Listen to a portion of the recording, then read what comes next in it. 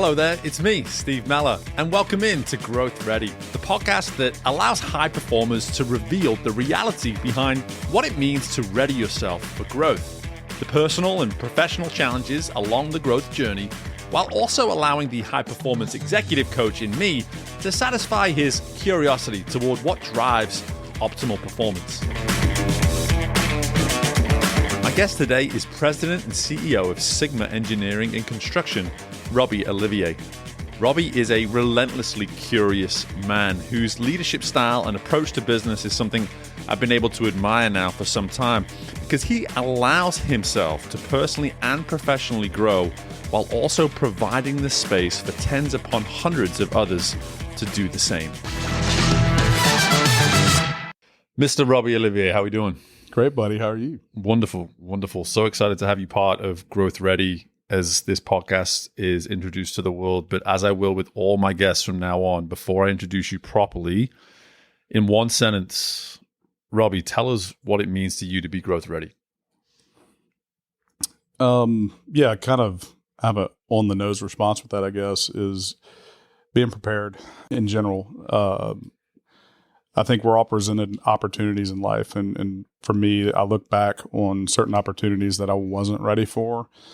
And I don't look back on those with regret, but I look back on them and go, okay, well, how could I have been ready for those opportunities? And so growth ready to me really means do everything you can to prepare yourself so when those opportunities do come that you want, that you're actually ready to take advantage of them and be successful with them.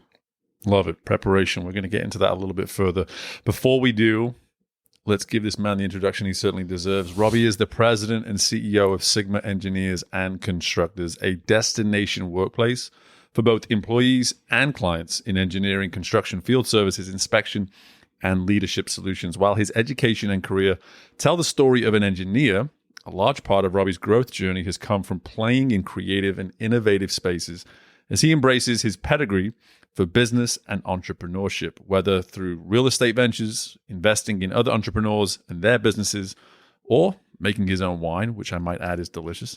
Robbie's career and life story speaks to a very clear theme. It's a desire to grow and embrace what it means to ready yourself for what comes with it. So Robbie Olivier, welcome to GrowthReady. God, that guy sounds awesome. Yeah.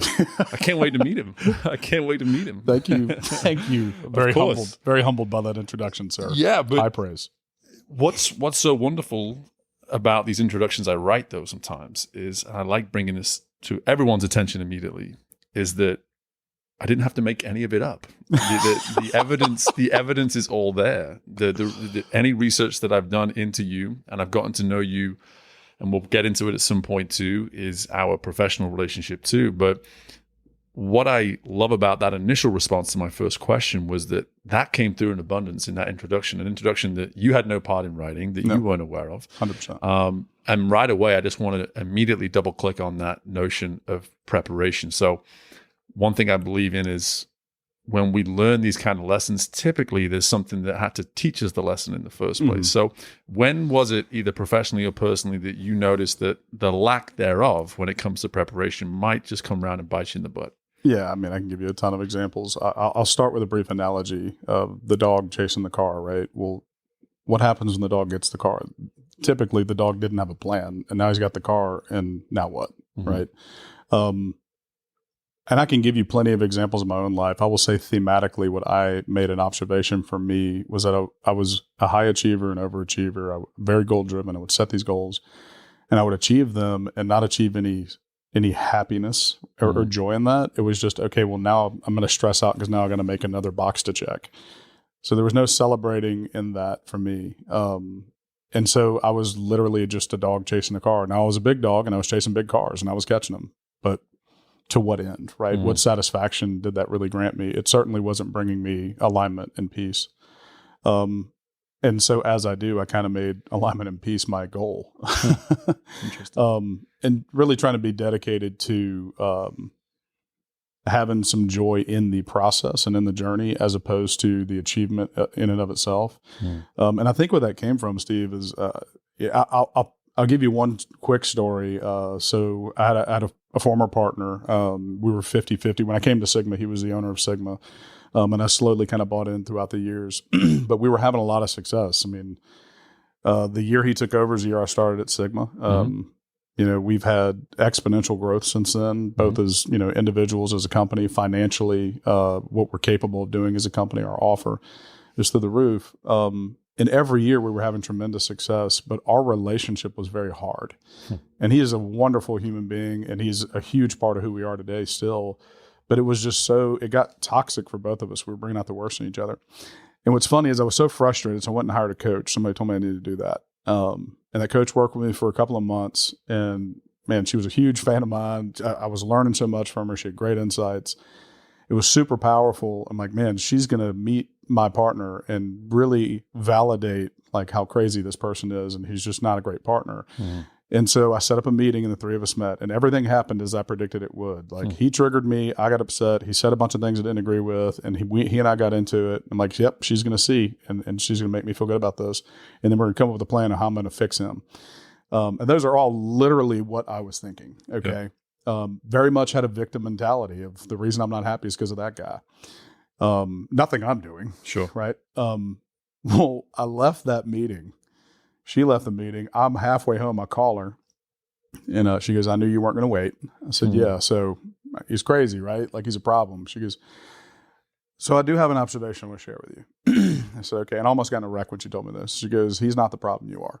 I said, hold on, you're my coach. Right. She goes, yeah, exactly. And that's why I'm not here to talk about him. I want to talk about you giving up authority to people to dictate the mood you're in. She goes, he did nothing wrong, and he's going to sleep just fine tonight. You're the one losing sleep, and it's because you're choosing to react to things that don't matter. And like she just coached me through it, and the mind shift in that, the reason I share that story on this podcast, it was the beginning for me of shifting from a victim mindset, a scarcity mindset, and blaming other people for why I'm not happy mindset to I'm making that choice. And so I have a choice I could make, which is to basically learn how to stop letting things like that affect me. And maybe once I put my sword down, it'll allow him to be in a better headspace and make him more powerful and impactful. And that really became something I wanted to become so good at. And I still strive for that, is to be a positive impact and empower people. Yeah. And I always wanted to do that. I just went about it the wrong way. I was in my own head and I had a victim mentality. And so I have shifted that mentality. Sometimes I fail at it. Actually, daily, I probably fail at it. But now I can honestly say that I really try to stretch myself and challenge myself as soon as I feel that victimhood set in of, you're the reason I'm not happy, is really challenge myself to go, okay, well, what am I doing that's making me unhappy? Because that's the only thing I can control anyway, right? And I know that's hokey and it's all surface level, but that story literally changed the relationship I had with that man. And he's no longer a partner. We had he got to retire early, and it was a wonderful celebration. We're still good friends. In fact, we're probably better friends now than we were as partners. And I learned so much of how to be a better person because of the experiences I had with him and that coach. Right. Yeah. And then that just set me on this really a growth ready mentality of, okay, well, what else could I optimize and do better at? And I just became relentless in pursuit of every aspect of my life of where did I have these blind spots? What could I make better? That became my mantra. Yeah. Before we get into all the what else and some of those blind spots, what I like about that entire insight is that if we were to just say, hey, let's just leave it at the surface, we can tell the listeners, hey, be prepared. Okay, great. Appreciate the encouragement. Appreciate the insight. Thanks for that. For you to actually then expand upon it in a way where it's part of that preparation is understanding that at any point, emotion will be involved. And the likelihood of that emotion being double, triple, quadruple, whatever it may be, is going to grow the way in which, depending on the relationships that we have around us. So if we have people that are instigating this, then the way in which we prepare is probably not going to be as effective if we were to have these healthier relationships. And that really want people to hear that in the story is for you to be able to say, listen, I kind of had a vision and I thought I had a direction of where I was going. I knew this relationship was going to play a significant part. And I saw the relationship as a problem. And you weren't necessarily at the time realizing that the relationship itself could in fact influence, impact, and hurt where it was you were trying to get to. And in that awareness came, I have to assume, as you were alluding to, all this sort of exponential vision of just like, well, if I've been doing it here, where else have I been doing it, right? Yeah, and I'm an emotional guy. I'm a sensitive guy, to be honest with you. I know I don't always look that way. Like sometimes I look mean or tough or whatever I hear, but I can get caught in my head pretty quick, and I can get caught up in my feels. So I have a lot of empathy around people that behave emotionally. And it's okay to have emotions. We're humans. We have emotions and we have logic, right? And some of us have different, ratios and strengths and weaknesses in that. But to me, having a balance, having an awareness around your emotions, not judging your emotion, but just knowing what it is, and then asking yourself the question, is the way I'm behaving getting me what I want? Right? And that is one of the most powerful questions I've ever learned to ask myself. And unfortunately, it took me probably over 40 years to learn to ask that question. And then not even worrying about the answer so much. That was really a problem for me for a long time, is having to have the answer. But what was more important is that I was asking the question and just allowing that to kind of be the lens I had these experiences through, really gave me some keen insight into, if I could work on having a little higher emotional intelligence, if I could learn to have, not control the emotions, but at least let them empower me to behave in a powerful way with the emotion, as opposed to the emotion leading me. I lead it kind of thing. And I go back to the word authority. When you have authority over your emotion and the way you show up, you now can be intentional. You now can drive that result that you do want. And without that authority, you simply will not achieve it. Or at least I know it was impossible for me. I hear that in abundance, and especially in the work that I do now, is so often when goals are presented to me and ideas and visions and mapping and all this kind of stuff is presented to me, and I sit there and I just go, I want to know where it's coming from. Is it coming from a place of true authenticity, or is it coming from a passing comment that was made at a recent board meeting or executive meeting that has now influenced your entire perspective of how you may or may not do what it is you were planning or not planning to do, and to use a term like authority, I think what it does is it takes away the sugarcoating of our emotions and the importance of it. It's like, to say authority is to say, this is significant.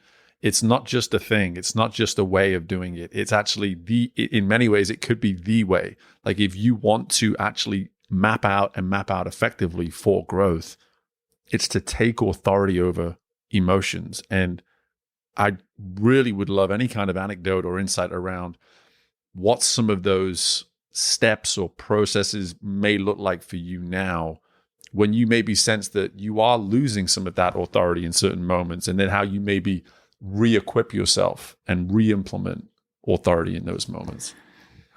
Yeah. And I get the question a lot whenever I'm mentoring somebody or coaching somebody or just trying to help somebody. I hear you. I agree with you, but where do I start? Right. It's daunting and it's overwhelming. And then you kind of get on a doom loop of emotion around that. Like it can be very cyclical. I think the first approach I take now, and look, I've been through a lot of travels around this and a lot of successes and failures, but my approach now is pretty consistent in that, and I'm an engineer, so this really works for me, is I go into data gather mode. And what I've had to train myself to do, and this is very against my nature, is don't judge the data. Because as an engineer, I want to solve the problem, and I have knowns and unknowns, and I need the answer. That's literally like my value as an engineer, right? Right. But as a human being, and a person that wants deep, meaningful, and impactful relationships, that's not how people work. And it's not how I work, actually. And so I started to kind of be lighter on myself. I've always been very, very hard on myself.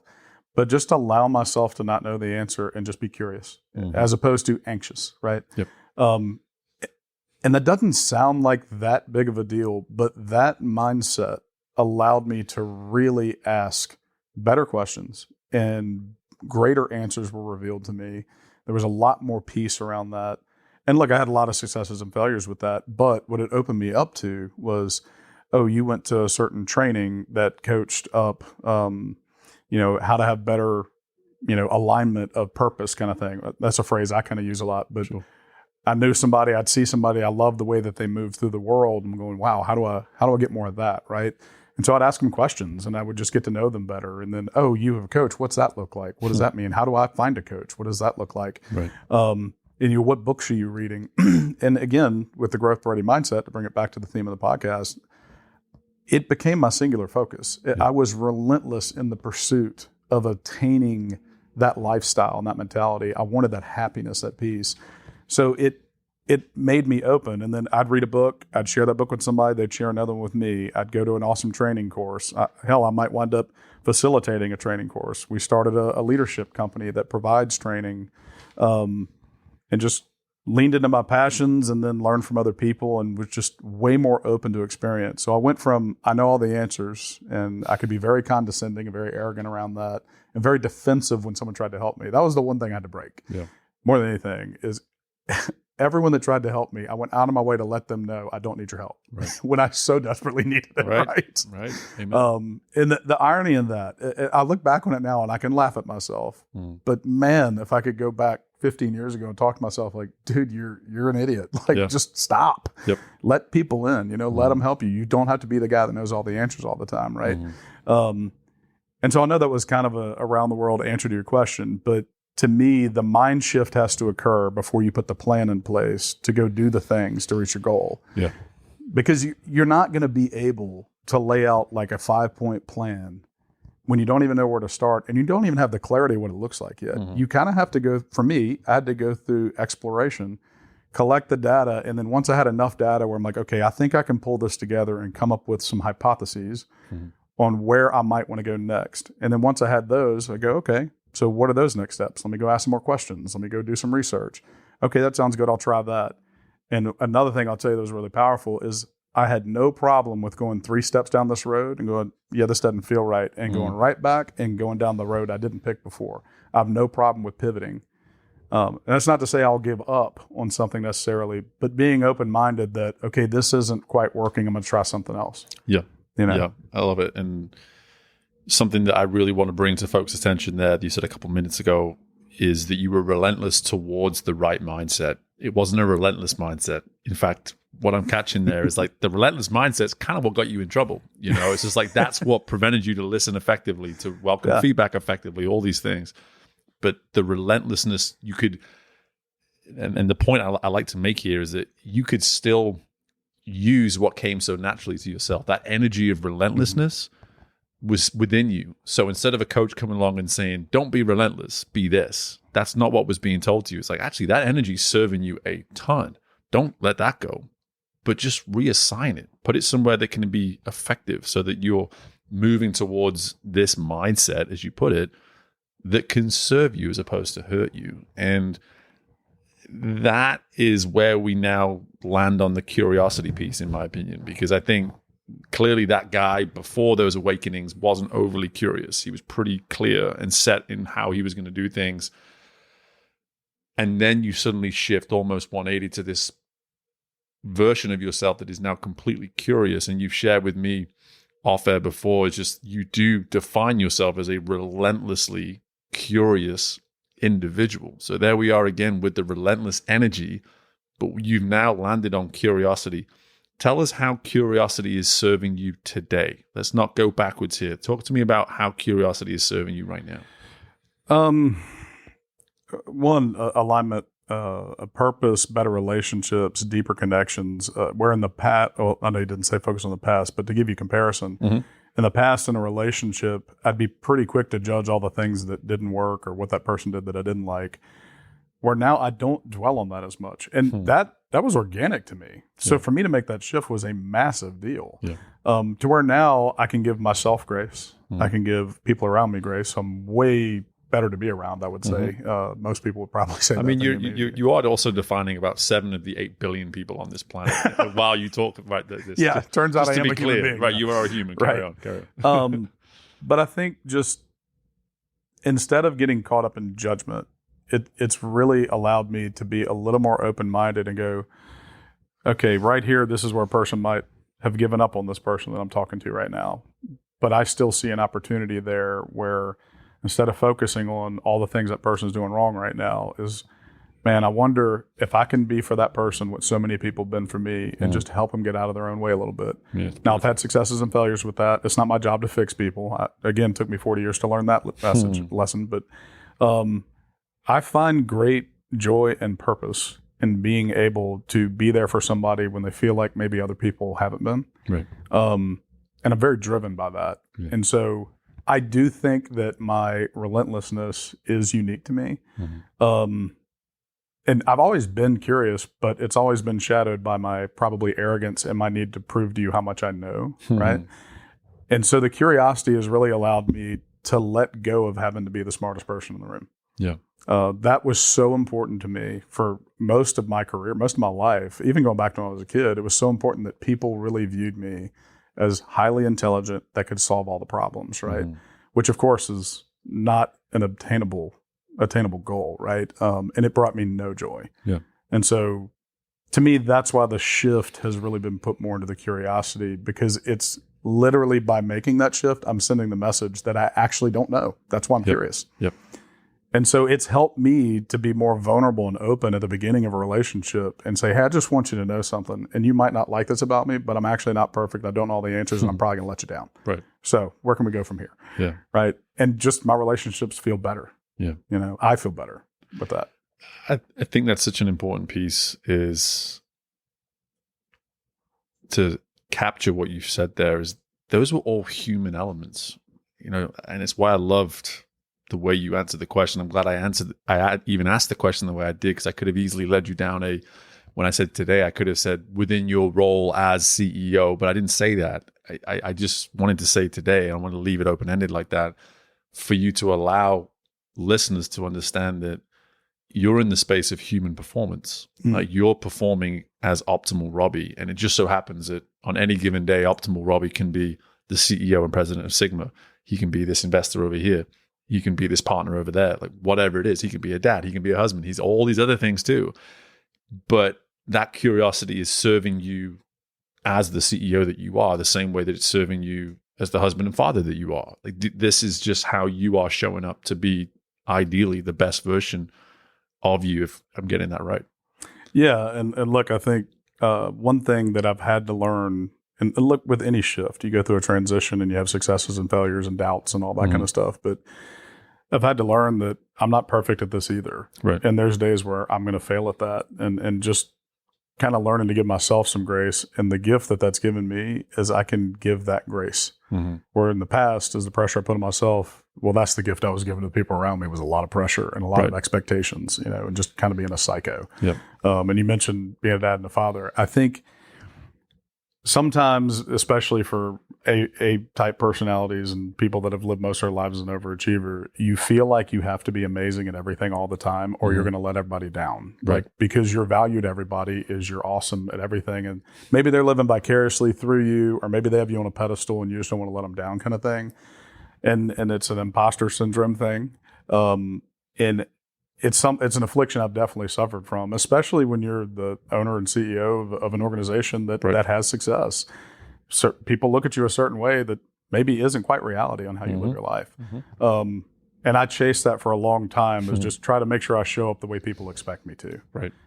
The problem is it's just not authentic. Yep. And it's not genuine. It also doesn't sound comfortable either. It sounds really It uncomfortable. is so awful. And that's why when you talk, and look, I'm in a lot of CEO roundtables and a lot of other entrepreneurs, and we talk about these kinds of things because we really can only relate to each other. Sure. Right. And there's things I struggle with, that I get challenged with, that I absolutely would not want to put on my employees or people that I'm trying to teach. Right. So we try to do it there. And I got to tell you, a lot of entrepreneurs, I would say the majority of CEOs I know, are not happy people. I mean, divorces, and they may have private jets and the cars and whatever else, you know, they're chasing, but there's a lot of lack of joy at this level. Yep. And really, when I was at my lowest in this, I was just determined. I said, I'm either not going to be in that role, or I'm going to have to figure out how to do it differently, because my family's too important to me. My wife's too important to me. My kids are too important to me. And these people here are too important. And that was the challenge I put to myself, is if I can find joy in this, one, having joy in success instead of making success create more pressure, and be happy here, then I think our people would also be more happy if they're working with a guy that is bringing joy instead of pressure all the time, right? Yeah. So, yeah, that's been a huge driver for me for sure. And to go back to, I just thought of something when I said my wife, talk about being growth ready. So our first date, all right, within 30 minutes, I literally, in 30 minutes of the conversation, said, I'm going to marry this broad. And I've been thinking about this in preparation of this podcast. How many relationships failed in my life, failed because I was not growth ready? Now, I could sit here and rattle off the list of reasons why that person wasn't right for me or whatever. But I was married before, and I had a job with that person. She's a wonderful woman, and neither one of us were growth ready, I can assure you, right? But when I sat down and had the first beer with Janae, I'm like, I'm actually ready for this. I wasn't looking for it, but I'm ready. And now there's a possibility for this to be very successful and awesome, right? That is the perfect possible analogy I can give you for being growth ready, is the opportunity was there. And had I not been ready for that in my life, I would have ruined it. We would not be married and not have children today. So it's beautiful. It's beautiful. And hey, folks, like, you thought this was just for leaders, business owners, entrepreneurs. It's a premarital podcast too. So we are covering the bases, folks. We are covering the bases. But, we share a similar story when it comes to our better halves. And, one thing I've been encouraged to do from a lot of our listeners is like, Steve, tell us about you a little bit more, brother. Like, you just do, you pass it over to the guests too often. And you don't, this is a great opportunity for me just to really piggyback off that point in the same way that, I met my wife when I was 31. And had I met her, I to this day, I thank God that I never met her a day earlier. Like, if I'd met her a day earlier, I would have screwed it up, because for whatever reason, the day I met her was the day I was growth ready for everything that has come since. Amazing. And what I love about this past sort of 3 or 4 minutes here is that we are now getting to the heart of how growth can be sustainable. Because it's clear based on those first 10, 15 years that you described to us that there was just no way that could have lasted. And if it did last, you would be a version of yourself today that you wouldn't want to be around. And chances are anybody that's close to you wouldn't want to be around. And the sustainability for growth comes with the willingness to work on being ready for growth. And part of that readiness is everything that you're talking about, the human side of it. Talk to me, I guess, when you use that word joy, and whenever I hear the word joy, and you just think, man, this is a podcast for business leaders and executives and all this kind of stuff. And like, we're talking about joy now. It's like, yeah, we're going to talk about joy for a minute. Like, what is it, Robbie, that's giving you joy right now in your world when you think about it? I can see things clearer. I can see the impact that I'm having. And sometimes it's not always the impact I want to have, but I do believe that I'm, for the most part, being a positive influence on the people that I want to be a positive influence on, the people I care about. I feel like when I see them have success, and I can point to, hey, I was a part of that success, that fills my cup, right? Yep. And that gives me joy. And look, not everybody's chasing joy. I certainly wasn't for a very long part of my life. Sure. And I'm not saying I'm right or wrong about that, but what I know is for me, it was lacking. And I was having health issues. My relationships were very troubled. And I was just not happy. I was not aligned. And it didn't allow me to serve what I think my purpose is. So I was totally out of alignment and just stressed all the time. It was just a horrible way to live. And look, on the surface, I checked all the boxes. I did all the things that I was supposed to do, that my family expected me to do and society expected me to do. And I'm looking in the mirror going, how are you unhappy? You have awesome kids, a great house, a beautiful company I work with, and I'm doing all these things. How in the world am I unhappy? This is ridiculous. Yeah. And I literally went home and talked to Janae and said, I either have to stop being an entrepreneur or a CEO, or I'm going to have to figure out how to do it in a different way and allow people to help me do this. And I have a wonderful executive team here and just wonderful people here that really share the burdens of running a company. Right. But I had to give up that authority. I had to give up that control to an extent to where they could go and be empowered and do things, right? To where I could go work on myself more and be a better value to them. And so, yeah, I mean, I don't even remember what the question was at this point, but it was about joy, man. And we're just, whenever I ask a question about something like joy, I want you to move to some form of euphoria where we're not even remembering where we are. That's what just happened. That's just happened. You just found some euphoria. I love it.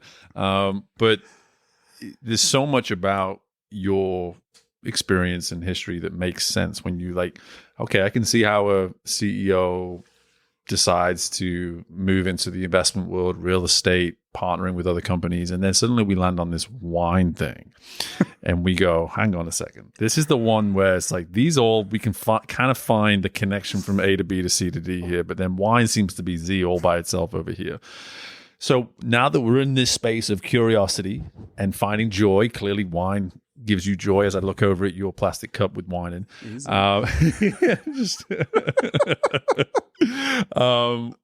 What I really want to just get to here is how did this come about, and maybe how did so many of these stories and insights you've already shared with us, what kind of role did they play in this whole project? Yeah, look, I'm a super passionate guy, and anybody in my world knows, like, oh shit, Robbie's on a new thing, right? And it's never fleeting. It's like once I'm on it, like it's a thing I do now, right? And as my dear friend Anthony Renato will tell you, I'm into like card collecting and the hobby now, as they call it, and I'm like all in, right? And so when I get excited about something, I do my research, and I just want to have the full experience of it. And for me, fine spirits, like I love great whiskeys and great tequilas, and I love the science and the art and kind of the romance of them. And wine, I mean, my gosh, it's like the culmination of art and science and joy and relationships. And those are the things I can see with that product. And it's not something I organically like grew up with.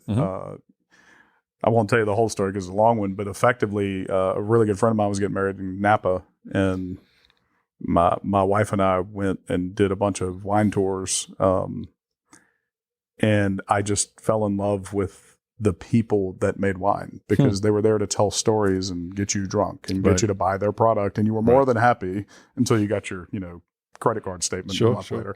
But then you'd create a special occasion to drink the wine with people that weren't with you and to share that story. And then they would share a bottle with you. And then I would get smarter about what I was tasting and learning what I loved about what I liked. It's such a great parallel for the joy in life for me. And the hard work that goes into it and all the factors, like there's so much that goes into that wine being great. And sometimes it's not great and you fail. Like it's all the things that I'm all about. And I met just amazing people. And it was the culmination of entrepreneurs, passionate people that wanted to bring joy to other people. And they were wildly driven, relentless in their pursuit of how to achieve those things. I'm going, man, how am I not a winemaker? Like you guys are, that's all my things, right? And so through the business connection, plus I have a baseball background, there's some of those amazing winemakers out there are big baseball guys. And we just connect on so many levels. It brought us so close together. And one of them, his name is Grant Long Jr., who is one of the most exquisite winemakers in the world, just absolutely fabulous human being. He and I hit it off probably 15 years ago. He was literally bootlegging his wine at another winery. I don't know how much more I can say about that. I apologize. But I didn't even know that at the time. He was kind of faking it till he made it. And now he has two of the biggest appellations over there in Napa. He's like a legend. Yeah. And so I was one of his kind of first, right? And so we teamed up on a little project. He has a little program, like a little barrel program that we tried. And he sent me 3 different things to taste, and we went through all the tasting notes, and I pretended like I knew what I was doing, and I picked one out, and then worked with them to design a label and all those things. And I really did it as a project to go, okay, I want some wine for Sigma because it's a really good wine. Yeah. At least I liked it a lot. And so for our Christmas party, we have a big Christmas party every year. I wanted to serve Sigma wine at the Sigma party. So it's all from the same barrel. That's awesome. I created a label for Sigma and a label for my family, the Olivier Family Reserve. And we wrote a little note on the back of it and all that stuff. And it kind of got out of control. I actually just figured I'd lose my ass on it because it's not a cheap thing to get into at all. But then people started asking me, can I get a case of this, case of that, present company included. That's right. And I had such a limited production in that first year because I really thought it was for Sigma and my personal collection, hand them out as Christmas gifts maybe. And then Grant asked me one day, he goes, you're handing those out as Christmas gifts? Like, do you know how expensive those bottles are? Do you know what they should sell for? I'm like, no, I have no clue. And he told me, I'm like, oh, okay, I need to stop doing that. Yeah. Which of course I didn't, because it just makes me so happy to be like, I hope you really enjoy this. And so when I hear you and your wife, Brittany, is she loves wine and I know she's particular. And so when you told me she loved the wine, it just made me so happy that I could actually be a part of that and present that joy, and know that I served a value. So And you made me look good too. I did. It's I did. Always Got in you the some win brownie column. points. Husband win column. Boom. I appreciate that. But I do want to capture something here, which is super important. Is folks listen to this that are thinking about pursuing something for the first time. Mm-hmm. Maybe they're in a job and they're comfortable in the job and they want to have the side hustle, whatever it might be. Mm-hmm. There was something about the timing and the way in which you went about that project, which makes it clear that it wasn't just simply, hey, I have some resources financially and I just want to do something fun. It was truly aligned with the way in which you were showing up and doing all of these other areas in your life. And it's why it's not only did it make sense to do, but as someone who's lived in high performance as long as I have, it doesn't surprise me in the least that it was good and successful because you were approaching it with that mindset. Yeah. You weren't just saying, oh, I have the resources to invest in some form of wine. Hopefully it's good. You were, listen, I want to be involved in this from the outset. I want to form the relationships and I want the eventual product to be something that can provide X, Y, and Z in a way that's going to leave people wanting more. So the care and the detail around the process just came through, but it all started because when you got to the starting line, you were ready to go through that process because you did the work on you before you went through the process. Yeah, I was ready for it, right? And I'll tell you, the first time I went to Napa, I didn't have any money. Yeah. I mean, we could barely afford. I was standing in the wedding, so I had to go. Yeah.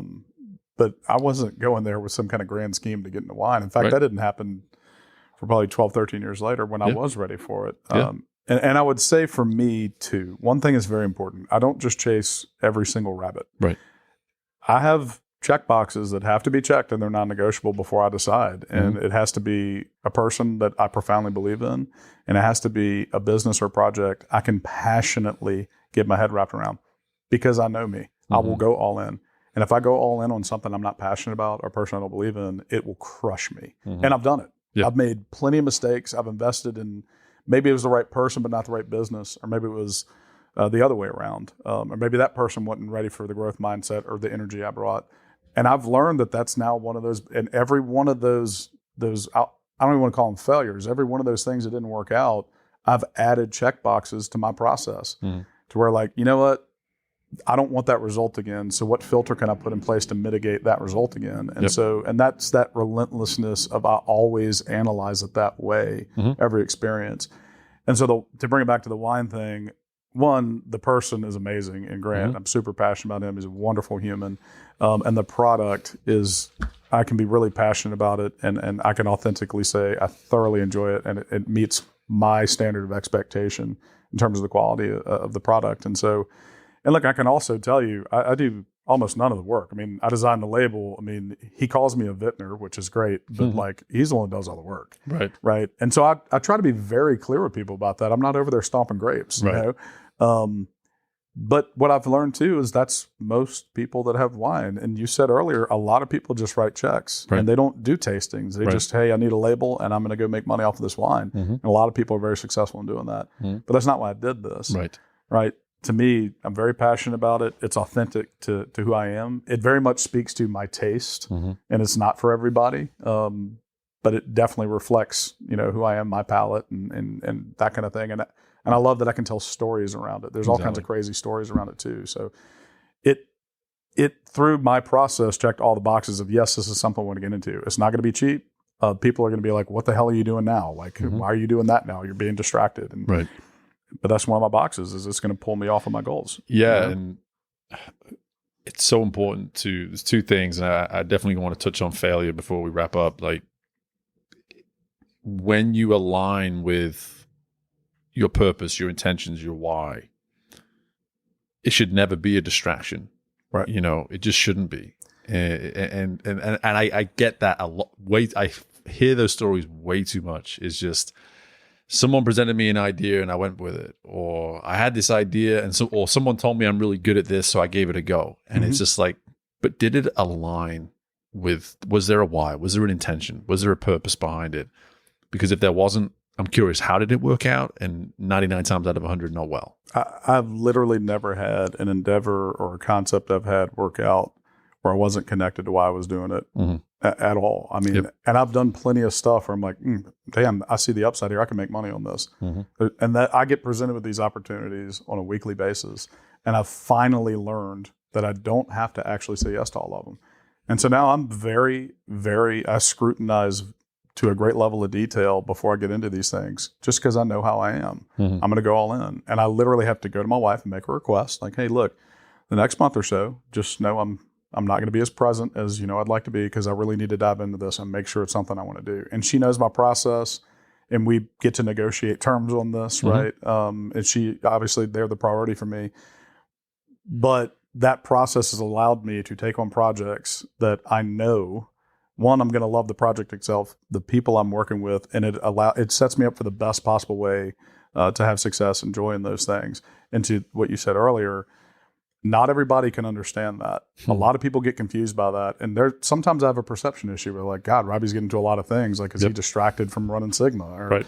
But one of my check boxes has always been, will this allow me to show up better for Sigma? There you go. And so some of the other things I've gotten into, Cards and Culture is a company I've partnered with here recently. And some of the other things I do have actually allowed me to stop trying to control every aspect of Sigma, because Sigma's been my baby for so long and I care about it so much. Mm-hmm. But doing those other things and allowing some of this energy to go into other projects like the wine and other things have actually allowed me to take a breath and not be so psychoanalytical about every minute detail and not be a micromanager. Let people breathe. Let people make mistakes. Let their ideas come through. I wouldn't even listen before, Right? because this is all I did. Mm-hmm. I was choking it to a degree. Right. And I think since I've opened myself up to being more of an entrepreneur, not just a CEO, it's allowed me to show up in a way that's way more aligned with my personality and things I want out of life. And if I'm doing a self-assessment, I think I show up a lot healthier here than I ever have before. And I'm not saying I'm perfect. I'm not saying for everybody. I'm clear. I get reminded of that on a daily basis. Mm-hmm. But I feel good about the work I do when I go home, and I'm excited to come here in the morning. And a lot of that's because I'm doing these other things so I can have that space to go do those other things. You know what I mean? Yeah. And the ability to step back from Sigma, you're allowing the people here to go through the very process that you described to us. You're allowing them to learn as they go, to potentially fail. Yeah. Ideally, not to a point where the failure can't be somehow recovered from. But the point being is, how can these folks find that lane the way you found that lane if they're never given the freedom to go down the lane by themselves in the first place? And that's coming through in abundance, which immediately allows us to easily move towards the notion of failure. And something you said before is the willingness just to go 3 steps down, learn that it may be the wrong 3 steps, and then pivot or go back to where you started from, whatever it may be. I want to try this question on a little bit differently, in the sense of, why should anybody listen to this buy that? Because we hear it all the time, like, don't be afraid of failure, or some of my greatest lessons come from failure. But it's one thing to say that when you're the person that's gone through the failure, come out the other side of the failure, learn from the failure, and now are somehow successful because of that failure. Someone's going to be listening to this right now that's like, yeah, but I'm still scared. Like, why should they listen to this insight and step into it? Well, let me start my answer off by saying I'm not saying anybody should listen to anything I have to say. Okay. And I feel silly that people actually are coming to me for insight, if I'm being honest. Okay. I struggle with that part of this, if I'm being totally vulnerable with you. Right. So all I can do is speak to what I know and what I've experienced. Hopefully it helps someone. Yeah. And I mean that with all my heart. Look, the reason I said it the way I did is because I've always been fixated on being right and having the solution. And so if I were to admit that the path I chose might not be the right path, then I'm a failure, and why would you want to be around me anymore? Because my value to you is that I'm right and have all the answers. I mean, that's literally how I've lived 4 decades of my life. The irony is, when I became open-minded to at least try it a different way, a lot more people would gravitate to what I had to say when I could say, shit, you know what? I don't know this is working, guys. Right. And I meet a lot of resistance with that. I'll get challenged that, hey, you're not committed. You're not sticking to the plan. You haven't tried this enough, whatever. And I get that. But something I've tried to hone in as a talent is being very skillful in seeing, hey, am I doing this because I'm fixated on this particular path working, or am I doing this because I believe it will be the best opportunity for me to succeed? And those are two very distinct questions. Yep. And when the second one is asked and you actually think about it, you're like, shit, I'm just stuck and fixated on making this work, as opposed to, there's another way to potentially do this. And all I got to do is get over my ego and the embarrassment of not being right the first time and be open to it working again. I think a lot of people don't do that, because what happens if you fail the second fucking time? Right? And I don't know if I can say that on this podcast. We might bleep out the F-bombs. It's like more like PG-13 space. Right. So, Sorry. Sorry. It's okay. But again, that is a failure and a scarcity mindset. If you're constantly worried about how you're going to fail, well, you're never going to succeed. You miss 100% of the shots you don't take, right? And so, and I'm not saying just go out there and try everything all the time, but you cannot possibly live in the fear that you're going to fail and let that petrify you to not try. And just know going into it and accept it and get used to it that you're going to look silly, you're going to embarrass yourself, and you're going to do it in spectacular fashion if you're doing it right. Right? To me, the key is not whether or not you're going to succeed or fail in every endeavor you do. It's what are you willing to learn from it? Right? And I get very passionate about this because I did it a really unhealthy and unsuccessful way for a long part of my life. And for me, what's brought me a lot of knowledge and success and joy is I almost embrace when I see something not going the way I wanted it to a degree. Because I'm like, all right, here's another opportunity for growth. And I've got to embrace that. If I really want to keep climbing and be driven to growth, is I have to learn how to really appreciate when things don't go my way. Because if they go my way, great, pat myself on the back, celebrate it. That's awesome. Let's enjoy that. What did we learn from it? Okay, well, I learned a lot more from the things that I didn't get right. So, and I just don't get stuck on it as much as I used to. But look, I'm not saying it's easy. All of our decisions are high stakes. Every decision you make impacts the rest of your life. And so I'm not saying I take these things lightly, and I'm not saying I don't have fear. And I actually hate the word fearless, because what does that even mean? There's just no truth to it. To me, it's the other way is, do you have courage? And the only way for me to have courage is to be connected to, what am I doing? Why am I doing it? Who am I doing it for? Right? And if the answer to that question is anybody but myself, I shouldn't be doing it. Right. What you did there in that answer is you help folks see that we really can only qualify something as a failure when we're pursuing something that is logical, that should be part of a strategy in itself. Like, to your point, if we're just going hell bent down the road and saying, I'm going to figure out a way to make this right, every time we don't get it right, that's not really a failure. That's just proof of ignorance at a certain point. It's just like, okay, if we actually want to say, listen, if we know why we're going this way and what we want to get out of this, and we're being curious, and we're doing it for the right reasons, we got the right people, we're building the right relationships all through this process, and any and every time we hit some sort of bump or wall, yes, it's a failure, but it's a failure that makes sense, because we were supposed to arrive at the failure. We wanted the failure because it's actually confirming whether or not we should keep going on this route. And in doing so, we can now make a pivot of any kind towards a better route. But it's all from that premise of logic. Like, we started down this road for a reason. We're not doing it because my mom told me I was really good at this and I should just give it a try. And these are the 5 ways that you're successful. Like, that's... Yeah, and I think so many of us live our lives well into our adulthood trying to meet the expectations of our parents. Oh, we're not going to go there.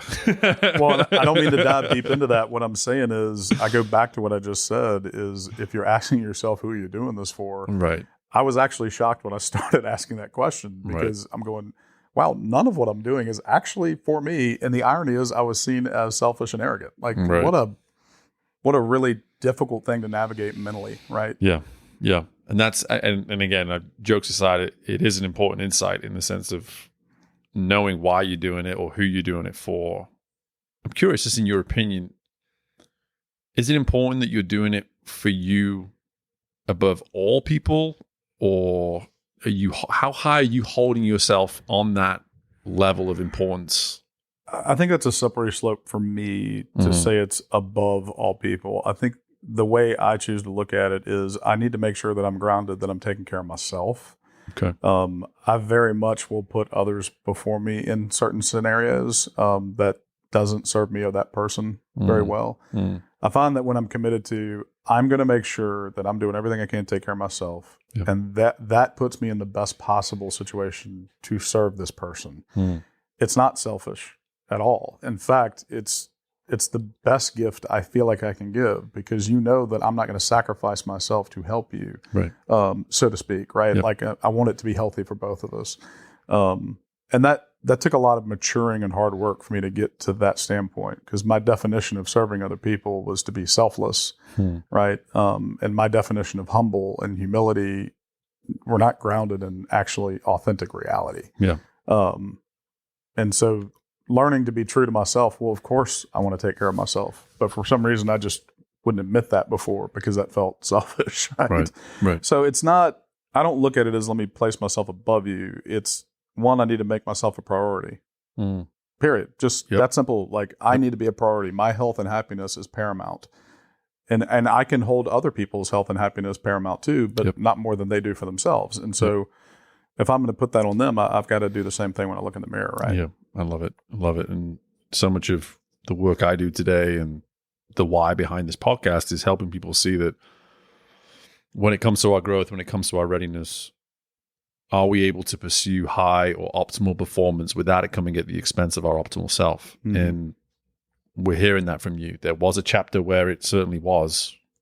We're now living the chapter where it's not. And you're finding ways to at least do that consistently. Like you said before, you're not perfect and you're not going to do it perfectly every single day.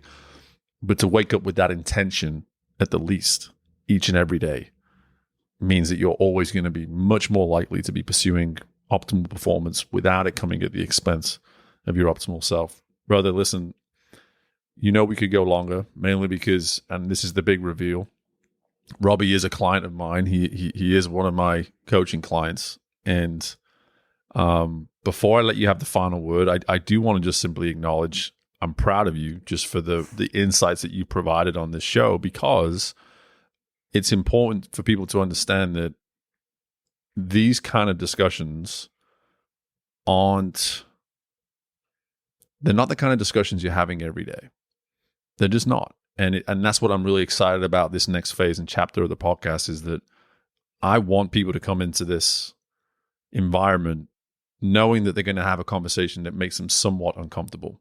You know, we don't want to stay at the surface. We want to go far beneath the surface.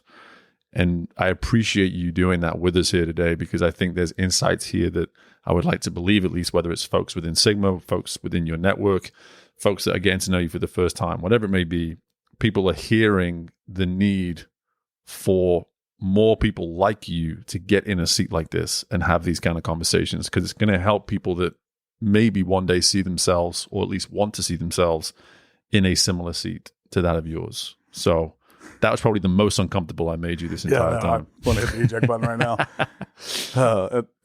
Thank you. It means the world coming from you. It honestly does. And you are such a fabulous coach and a powerful influence, and not just my life, but this company and a lot of other people I care about. You're a true gift. And I do not do podcast, or at least I haven't. This is actually the second one I've done in 2 weeks. And you're one of the main people that has convinced me that there's some people out there that might be interested in this. I'm still wrapping my head around that. I don't mean that like I'm a humble guy kind of way. It's just, it's difficult for me to connect to why someone would actually want to sit down and listen to me. So if you were listening to this, if you're still listening, thank you. I'm honored that I can hopefully provide you something that you can be curious about. And I really do. I'm better one-on-one. I'm not great with a camera in front of me, but I do enjoy discussing this type of stuff and having a deeper connection.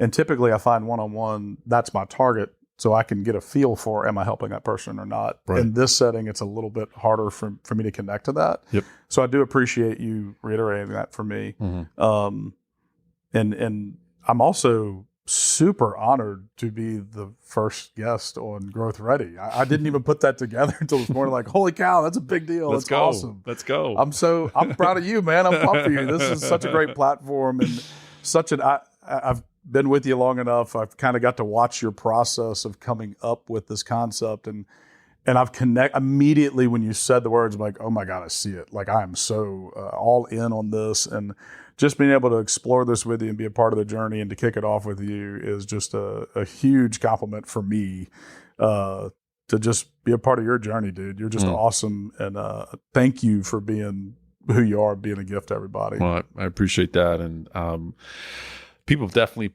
stopped listening now that we're just stroking each other's egos. But listen, man, thank you so much for joining us. I'm going to ask you I'm going to challenge you here, the external processor that you are, to keep this short and brief. Why do we need to keep pursuing growth?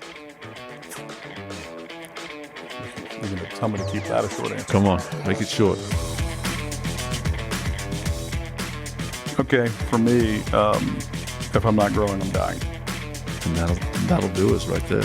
That'll do us. Robbie, Olivier, appreciate the time. Thank you, my friend. Thank you, brother. Appreciate it. An incredible discussion with Mr. Olivier, and I'm so thankful for the time. So thankful that he and I were able to sit down in his place of work there at Sigma and simply have a discussion that allowed you, the listener, to get a better understanding of what it looks like to go from being in a place where you start out curious, but you don't know much. But you understand that there's this appetite within you to simply learn more. And that curiosity can serve you so well. In fact, that curiosity can be at the heart of what it means to be ready.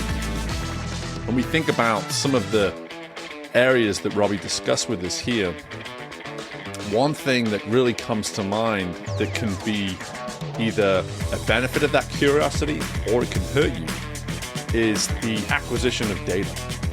We talked about it a few times, and that it's one thing to acquire data and to have a better understanding. It's another thing to go all in on what it is you acquire. Become so dependent on it that it can actually prevent you from responding naturally, authentically, utilizing and truly benefiting from any kind of intuition that you've maybe developed over the years. So it's one thing for us to be curious, and it's another thing for us to use that curiosity to acquire data. But at the same time, when we get that far in and we become that connected with information, it's then on us to take a step back and say, what do we need? What can we maybe either avoid, ignore, but to one side, hold off for another time? And then how do we now move forward? How can we find that balance of our most authentic self while at the same time utilizing and benefiting from the results of a curiosity that can be in the form of data? It's something for you to think about, because maybe you've been on both sides of this. Maybe you've just been abundantly curious and you've gone about acquiring as much data as you can, and all you do is refer to the data, and you're left frustrated because for whatever reason you're not seeing the results that you want to see. But on the flip side, maybe you're not being curious. Maybe you're not necessarily acquiring data, but you're using that curiosity just to step into the unknown. And again, you're left feeling somewhat unequipped because you don't have any information, any education, again, any data that can serve you. We have to find that balance, but we have to be willing to get that repetition to find that balance. And Robbie's story speaks to that in abundance. And I'm just so appreciative that he was able to let us in very much under the hood and get a real first-hand experience of what it means to have built the business that he has, to have built the career that he has. But for you all to understand that in no way does that mean he's got it figured out, and that he's going to actually rely on so many of those same characteristics that served him well at the outset of his career to the way in which he's doing everything that he does today as well. So again, thank you, Robbie, for the time, and thank you for taking the time to listen. GrowthReady is here. We're well on our way to building what is going to be the next chapter of this podcast, and it's important that we bring you along for the ride. I want to hear what you think. Reach out to me, steve@growthready.com. That's how you can get a hold of me. I'd love to learn what you're thinking of these new episodes. In addition to that, don't hesitate to be giving me a follow at Coach Steve Mellor on Instagram, and you'll be able to see some of the behind the scenes recordings and all the kind of reels that you want to be able to catch in regards to this episode and future episodes as well. And in the meantime, don't forget to subscribe. This show is going to be coming out weekly. It may even come out a little bit more often than that. We're working on a few creative ideas. But in the meantime, as always, best of luck with anything and everything you've got going on in your world. I look forward to doing this again with you very soon. Bye for now. Thank you for tuning in to Growth Ready. If you liked what you heard and are feeling ready to grow, be sure to leave a 5-star rating, subscribe to the show, and share the episode with someone you know is ready to fuel their growth journey today. We love our community, so don't hesitate to reach out to us at podcast@growthready.com. And until next time, we are Growth Ready, and you will be too.